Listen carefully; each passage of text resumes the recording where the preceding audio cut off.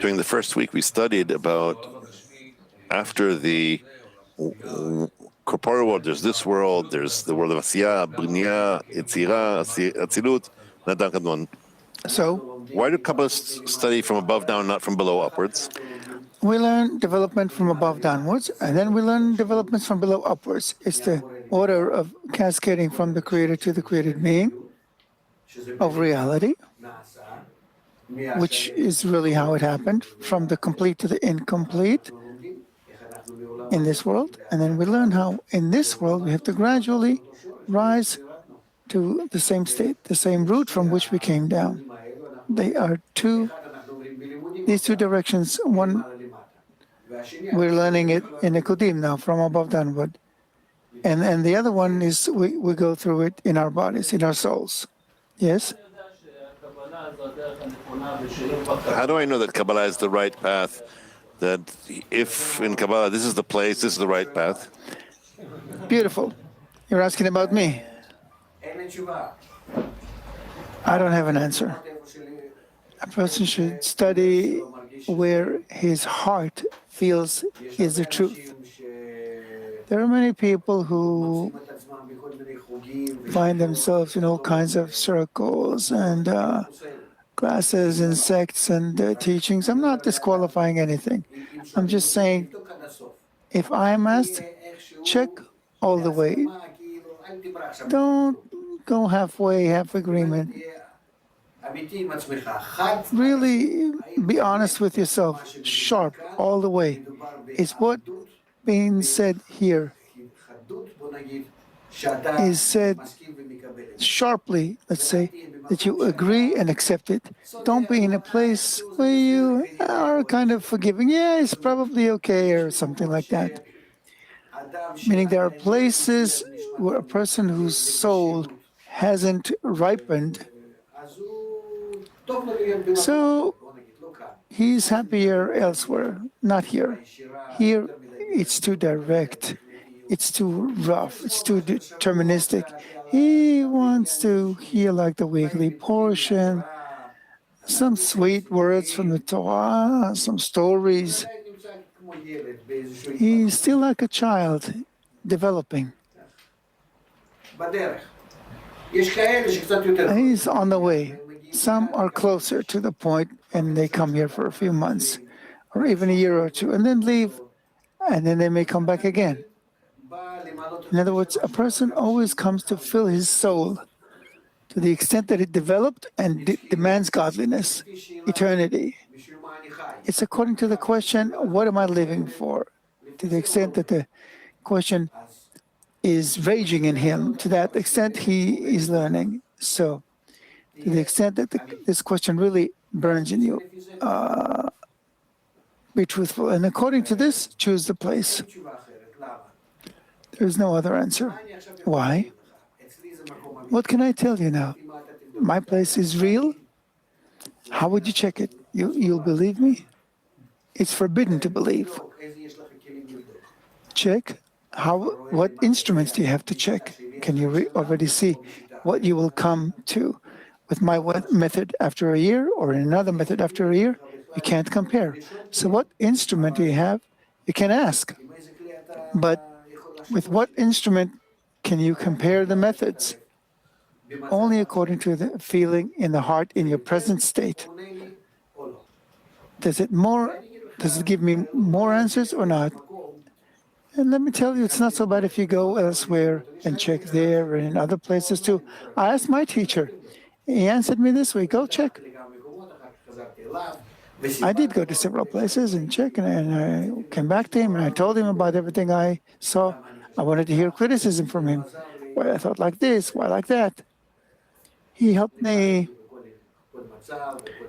kind of analyze each state, each feeling, and this is how I learned. The bottom line is only according to the feeling in the heart. However you feel it. There is no other answer. I wanted to ask that state of the final correction that you described. Can you reach it in this incarnation while in this body? Where in our books. You have this book?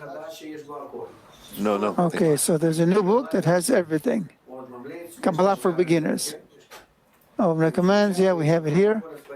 50 shekels, and you have everything in one book.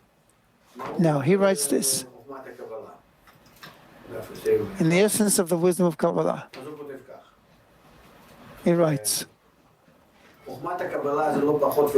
this wisdom is no less and no more than an order, a sequence of roots cascading by way of cause and consequence in fixed and absolute laws that interweave into a sublime goal. What is the goal of the wisdom in short? The revelation of his godliness to his creations in this world. Meaning you have to, through this wisdom, discover godliness here while you are in this combination of body and soul together. What happens in the soul without the body, we'll talk about it a little bit, although it's not spoken of anywhere. But the bottom line is each and every one must, within a few years, come to a state where he lives in two worlds. And for him, there is no transition between life and death. He sympathizes with his soul, so he doesn't even feel when he leaves this body and receives a new body. But these incarnations for him are simply stages of development. More. To what extent does the body impact the soul in all these incarnations? The body interferes with the soul by seemingly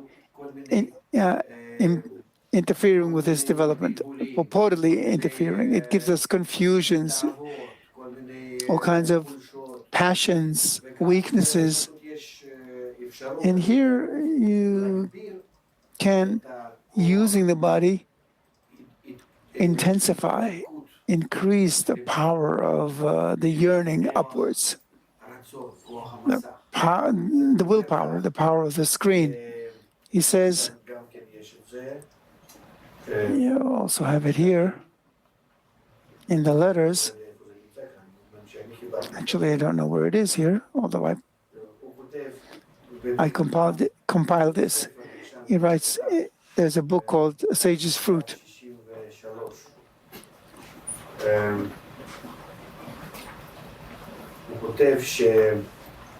He writes that today you have all these writings in the writings of Baal HaSulam, all these texts.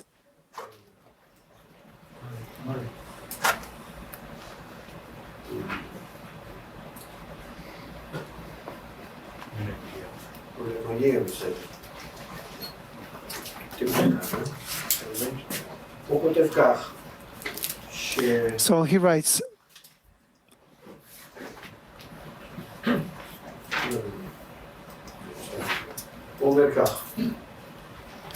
he says this, the soul, which is a part of God above, before it comes to the body, it is adhered as a branch to the root.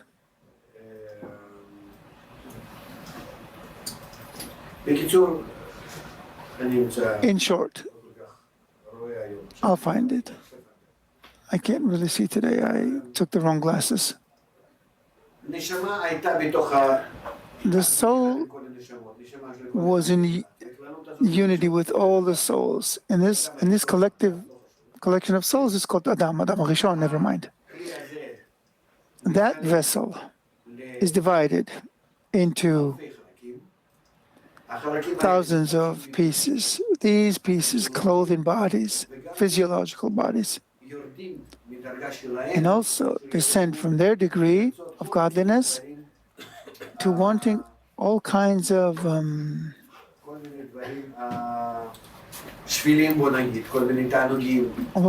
lowly things, all kinds of pleasures. They bring the body all kinds of disruptions. If a person sympathizes with the soul and overcomes these disruptions, so these disruptions don't stop him from advancing to spirituality, to godliness, to attaining godliness. These disturbances are built in such a way that a person who overcomes them discovers more godliness. So when you return to the soul to the point from which the soul descended, over the resistance of the body. So that resistance helped you. So when you return to that place, you receive 620 times more lights, more revelation than without the disruptions of the body. The descent to this world and the ascent back up are in order to bring the soul to the basically infinite development. 620 times is called infinity. Now, why 620 times? Because the soul that rises back up goes through 620 degrees called commandments. Each degree, you overcome a disturbance, you acquire a screen over it, and you then receive another one. When you acquire a screen, it's called performing or a commandment. When you receive light, it's called receiving Torah. The light is called the Torah, and the Chokhmah is called commandments. And this way, 620 times, 613 commandments, and the 7 commandments of the greatness. Rav means great. So there are interpretations. Don't be connected to any interpretations you heard before. More. I'm assuming that everything we're studying here is the path of Torah? I don't know what Torah you learned. The Torah that we received in Mount Sinai. You believe in that? Yes? I believe that what we're learning here is part of it, at least. So believe that it's a part or not a part? I believe today that it's a part. The question is, how do these great rabbis resist all this method? I'll tell you why. Ask directly. Is it a part or not a part? What we received from above, we received through Kabbalists. Who was Abraham? Isaac, Jacob, Moses. Those who talk with godliness, those who write the revelation of godliness, is a Kabbalist. It's not just someone smart who read a few books. Someone who's on a godly degree, who feels the next world, who feels the upper forest, is called receiving from him. And what he feels, that's what he writes. But he writes in several languages. There's a language that's written like the language of Gemara, that seems to us like it's rules of this world. But it seems to us this way, it's actually spiritual rules. This is why in the Gemara there are so many things that are irrational. Or it's written like a history book, like the Torah, or stories about our history. Or it's written like a legend, which is completely unclear. You have all kinds of depictions that seem fantastic there. Or it's written in the language of prophets, who also write in a language between the language of legends and the language of Torah. You have 4 languages. Why 4?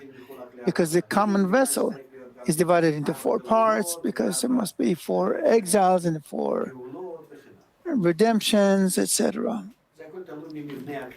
It all depends on the structure of the vessel, which fundamentally is Yud Kei Vav Kei, 4 parts.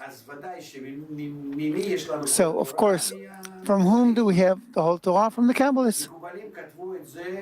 Kabbalists wrote this. Actually, the whole Torah is written for the days of the Messiah, to a time when we really need to begin to know godliness and not just live in this world as beasts. The time we live in this world without recognition of godliness is a specific time to the end of the 6,000 years.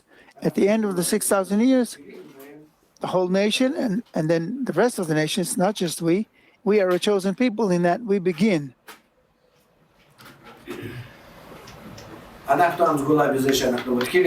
We are a chosen people in that we begin. We are the first. And then they come after us. They come to a state where we reveal the upper world, we begin to own both worlds,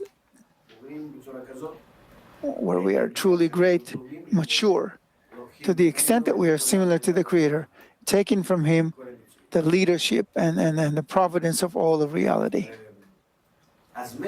Now, so over 6,000 years, as the Zohar was written and was concealed in all the books of the Kabbalists that were written, and Kabbalists only gave them from one to the other, from generation to generation in secret, and it was forbidden to study Kabbalah. It really was forbidden.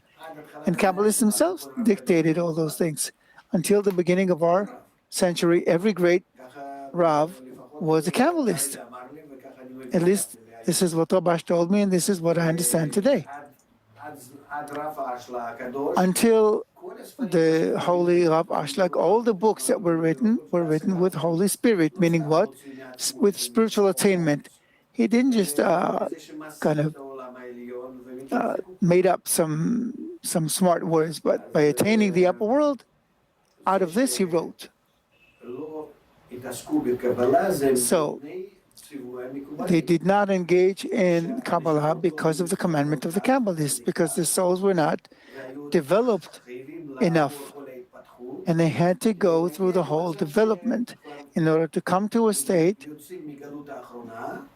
where we emerge, exit from the last exile. There are 4 exiles. When we come out of the last exile physically, we have to also exit emotionally, spiritually, and then we need Kabbalah. And this is exactly our time, here and now, our incarnation now. Previous incarnations, we don't really know, we don't remember, we don't understand, right?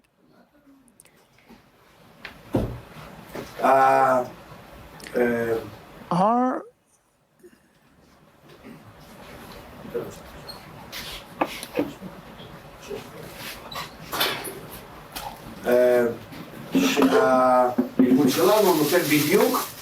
Our incarnation falls exactly on the time when we came out of the last exile. And if we don't enter a spiritual redemption now as well, after we were given the land of Israel and don't reach the spiritual land of Israel, like we came to the physical land of Israel, then we will really be in trouble. Meaning the external force, the external reality will force us forcefully with blood to do it. And we will have no choice. It'll happen through the Arabs, through all kinds of troubles and problems that I don't want to get into. I don't want to awaken them. That's it. Therefore, all the previous years and generations and thousands of years, they didn't study Kabbalah, and it was correct. And in our generation, we have to study Kabbalah and Kabbalists, just as then they said we shouldn't. In the last few generations, we shouted that we should. You can take this book. You can see that there's a special chapter here, Kabbalists until our time, from the Ari and Rabbi Shimon, who wrote when the Zohar should be revealed and when we should begin to study it. And all the generations from Rabbi Shimon to our time, how Kabbalists write specifically about our time and about the last Kabbalists of the, let's say, 200, last 2 centuries, that we have to actually start studying it. And here that special paradox happened, that because the ultra-Orthodox world receives an education that completes it, gives it a sensation of wholeness, that they can do everything they have to, they don't want basically to begin to work in Kabbalah. But HaSulam writes about it at the end of the introduction to the book of Zohar. You can read it. Here it's emphasized. It's in bold in the book. It's in gray, actually. And in order to nevertheless have enough people so you can skip over the education, because you cannot exit the education. But in order for a person to be able to bypass the education and reach the wisdom of Kabbalah, he must be non-religious. This is why centuries ago, the period of enlightenment happened, when scores of people went out from the religious framework. And now they're coming to the wisdom of Kabbalah, and they're the ones who have to begin the correction. And hopefully after them, the religious people will come and follow in them the whole world. This is the order. I'm talking about facts and what is happening on the ground. I'm not hiding anything here. There's nothing to hide. Our life depends on it. It's not a game. What period are we talking about this redemption? Like in years? The actual redemption began in the previous century, right? With the first waves of immigration to Israel in the end of the 1900s. Yeah, we learned it in history, right? Now, spiritual redemption, everyone says it begins from 1995. Spiritual redemption. It's a time when, in practice, in masses, we must begin to engage in Kabbalah. 1995. Meaning our time is already within the time where it is necessary to engage in Kabbalah. This is what I received from Rabash, and I'm continuing it.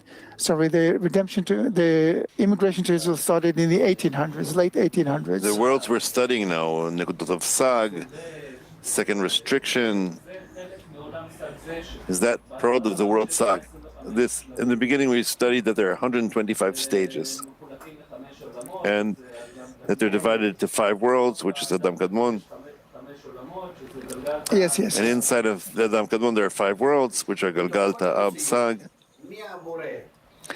In all of reality, from the Creator to this world, we learn that there are 5 worlds. These 5 worlds are 125 degrees. So the first world is Adam Kadmon, then Atzilut, Bria, Yetzirah, Asiyah.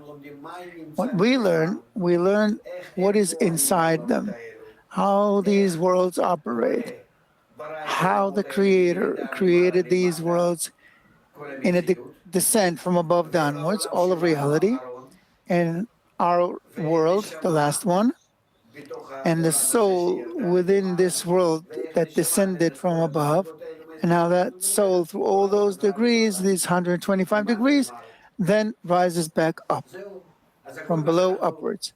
That's it. So everything we learn within these 5 worlds, in the 125 degrees. So what's on the board is actually stages within the... These stages we learn, they're on the board. These are the stages. Everything is in there. That is between Sag and Ma, actually, these worlds? No.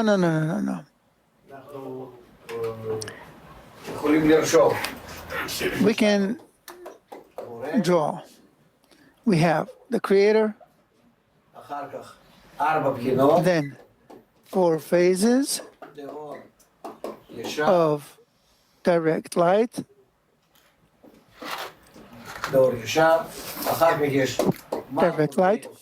then we have Malchut of Ein Sof, the first restriction, meaning Malchut, the restricted Malchut and the world of Adam Kadmon, Atzilut, Bria, Yetzirah, Asiyah, the barrier, and this world.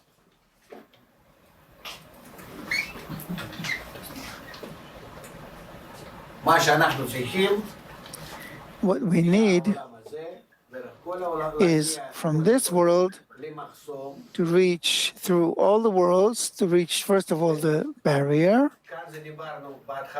Right here we said in the beginning, we talked in the beginning of the lesson about the quantity and quality of the labor. Here you have to make sufficient labor in order to cross the barrier. When you cross the barrier, you receive the screen, and through the screen we rise 125 degrees, 25 in each world.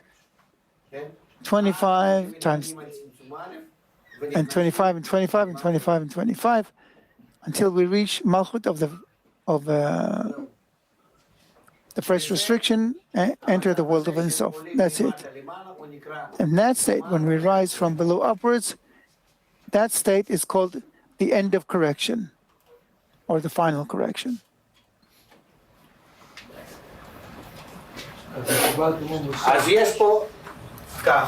So you have this. We learn in the wisdom of Kabbalah, first of all, the expansion from above downwards. It is called the order of expansion of the worlds in Patzufim, from above downwards. And then we learn the order of the ascent of the soul, from below upwards. That's it. Both. Now, our study is mainly in the world of Atzilut. Because here is the whole system of guidance and correction and bestowal and providence. It's all here in the world of Atzilut. The world of Ak is Keter. The world of Atzilut is Chokhmah. Bria is Binah. Yetzirah is Zaranpin. And Asiyah is Malchut. So Keter is like the design, the program, but Chokhmah is the execution.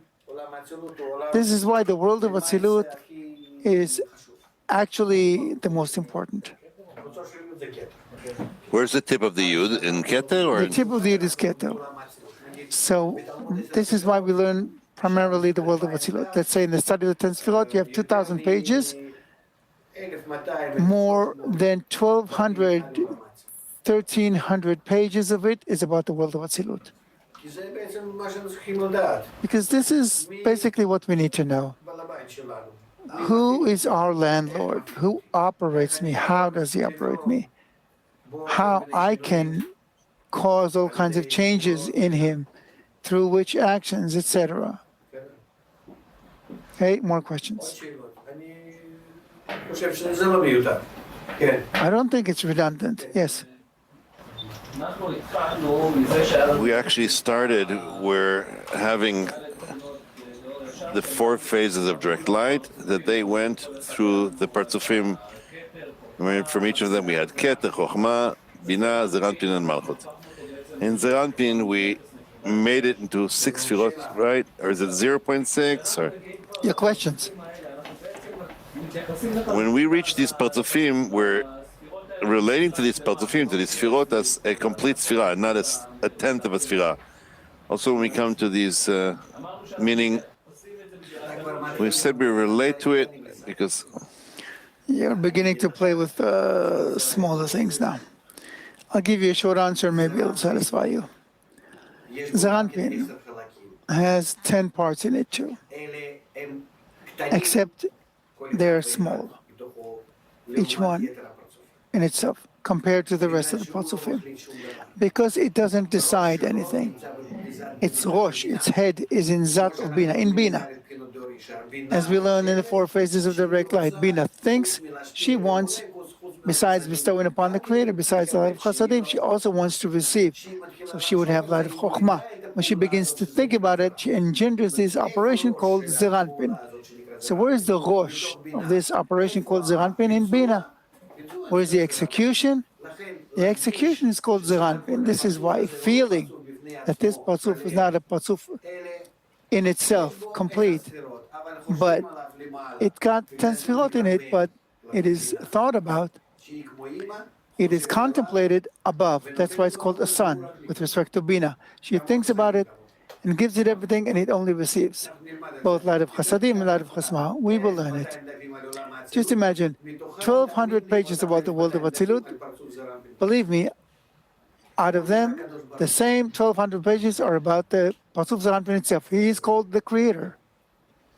To confuse you a little bit, because it operates on us. Patzuf Zeranpin of Atzilut operates on us. He is called the Creator, and Malchut of the world of Atzilut is called the Shekhinah. divinity, Shekhinah. You mentioned earlier that non-religious people are drawn to the wisdom of Kabbalah. The question is Yes. whether a person who does not observe commandments, it's written on both verbatim and also in writing, can he develop from the study, meaning without observing those commandments? If you read the introduction to the study of the 10 Sefirot, the most serious book in the wisdom of Kabbalah and most difficult, not when it talks about like a dry science book, you'll see that it begins with the introduction to the study of the 10 Sefirot. Who should study my book? The book is 6 volumes, a corpus of 6 volumes, thick. So he writes, those who should study them are those who ask, what is the meaning of my life? What am I living for? Such a dry science and so heavy. Who needs to study it? Those for whom it is actually burning to see, what am I living for? What am I living for? It may burn to a religious or to a secular people, but a religious people, because he received an upbringing, he puts out these questions, he suppresses them. It's as if he's got a way to compliment them. Although I feel bad, I'm observing commandments, I do all kinds of actions, and I get a good reward in this world and in the next world. The Creator is good and does good. Somehow he smooths it out. Whereas a secular people who doesn't have these answers he received from his upbringing, and he cannot say, I'm better than everyone. So he is actually helpless. And because of that, he comes to the wisdom of Kabbalah. This is why I said that emerging from the religious upbringing at the time of the Enlightenment was in order for people to come to the wisdom of Kabbalah now. And indeed, those who receive religious upbringing is difficult for him. It's difficult. Education of religion, any religion, not necessarily our religion, the rest of the religions too. The education of any religion comes in order to make a person complete, to give him some sort of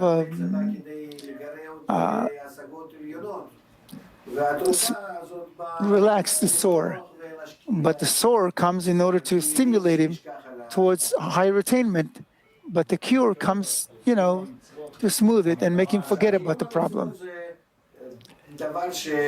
Now, observing mitzvot is something that a person who begins to study Kabbalah, he gradually begins to see that this thing is a result of spiritual operations, because commandments is a spiritual thing.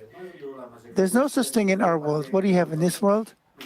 It is written that the Creator doesn't care those who slaughter a beast from the neck or from the back of the neck. You know how a beast is slaughtered, like this, from here. So the Creator doesn't care how you slaughter a beast, but the commandments were given in order to cleanse a person, to make him more spiritually refined. Commandments are spiritual actions. Spiritual actions.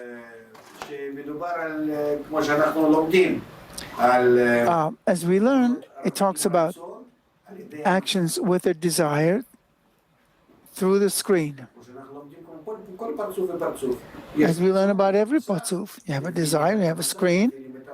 According to the measure of the screen, you activate the desire, using it in order to bestow. And this is called a commandment. We learn that in this system, that system is built out of 620 actions, which are called commandments. And in spirituality, it's a spiritual system. A person must correct them. In other words, you can put it this way. Our soul is divided into 620 squares, parts, desires. When you take a desire and correct it, it's called performing a commandment. When you fill it with lights, it is called receiving Torah.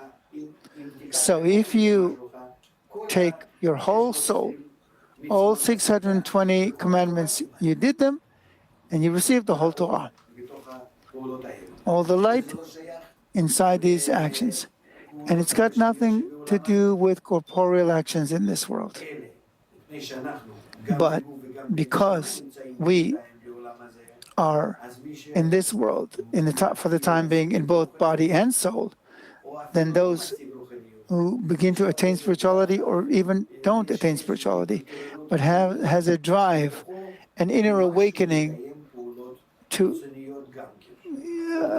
also perform physical actions too. Although there seems to be no connection, no influence from this world to spirituality. When you slaughter a beast in this way or that way, you don't do anything. But because with your body you want to adjust yourself, adapt yourself to the spiritual route, you do it. And that cleanses you. It makes you more refined. Even because you want to resemble spirituality, even in the corporeal way. To this beast, you don't do anything. And to yourself, the fact that you put into yourself a piece of meat that is kosher or not kosher, you don't do anything to your beast, but your heart participates in this action. And here is the whole point of observing the commandments. It's a very subtle matter. You can't really explain it at once. You need to hear it over and over until it drips and you feel that very fine point. It's not simple. When Rav Ashlag talks about Torah and mitzvot, what does he mean? All the Kabbalists that talk about Torah and commandments mean, you can read it according to the definition in Kabbalah. Torah and commandments means spiritual actions you do with your soul, with the screen. You cannot observe Torah and commandments unless across the barrier. As it's written that you cannot observe Torah and mitzvot unless in the land of Israel. You know, it's written that abroad a person is in the will to receive, so he's got nothing with which to observe the commandments. When will we start learning some spiritual actions so that I can do something? When do you begin to learn spiritual actions and it becomes revealed? By all means, washing your hands. You have to receive from above a force called light, which will wash your hands. The hands are the vessels of reception. In them, you want to grab the whole world, right? So you need to receive from above a force called water. It's the force of Bina. We need to learn what is water. Mem, Yud, Mem, what is this? What this force symbolizes. How it operates on your will to receive, on your ego. So when it pours over your will to receive, it gives the will to receive a quality that instead of receiving, you want to give. This is called washing the hands. You know what it means to wash? To take Yes. In Hebrew, washing, the special washing is called taking. So by all means, this is what we learn. If you want to do such an operation, you will reach it.